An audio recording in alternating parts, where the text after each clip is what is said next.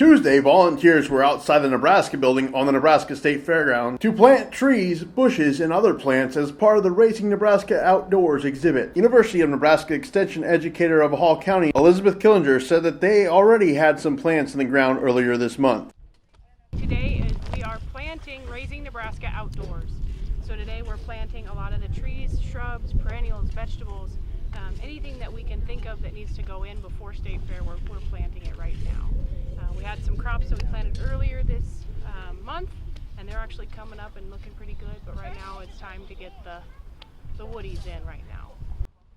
The exhibit is made to emulate Nebraska. From up above, what you'll see the outline of the state. And so as you go to true south, that is the western part of the state. As you go to true north, that is the eastern part of the state. And what we have are the different crops laid out with where they would be at in the state. So in the western part of the state, we have our dry edible beans. We're going to have sugar beets next year. In the center part of the state, we have our corn and soybeans. As we work our way east, we have more of the wooded. We've got fruit trees back there to kind of show where that area would be at in this state.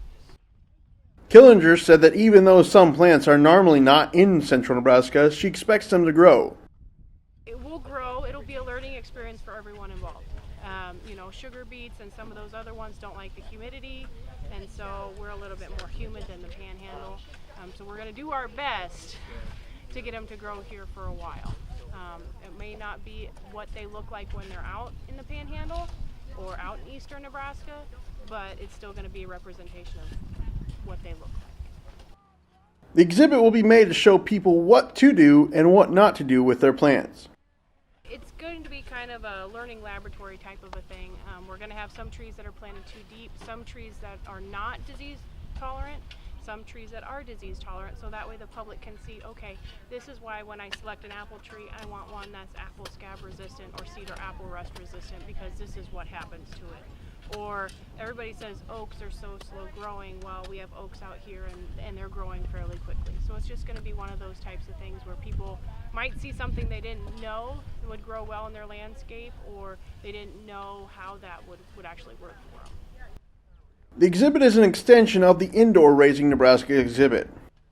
You get to actually see some of the things that are indoor real in person. You get to see the corn growing. You get to see the dry edible beans. You actually get to watch them as they continue to grow. We talk a little bit about specialty crops indoors. So out here you can go see the tomatoes and the cucumbers and the fruits and things like that actually growing. So we're just an extension of the indoor space. Killinger said this year's crops will be behind normal schedule, but they will still be a representation of what's available in Nebraska. Corn got planted later because the pivot got put in later.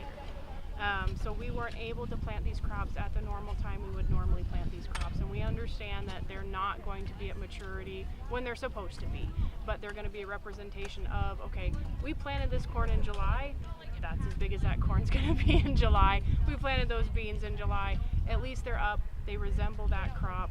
Next year we hope to plant them at the proper time, but the main thing is we had to get the groundwork, we had to get the sidewalks and the pathways done, and we had to get the big pivot up and going, so that kind of delayed some of the crops and when they got planted.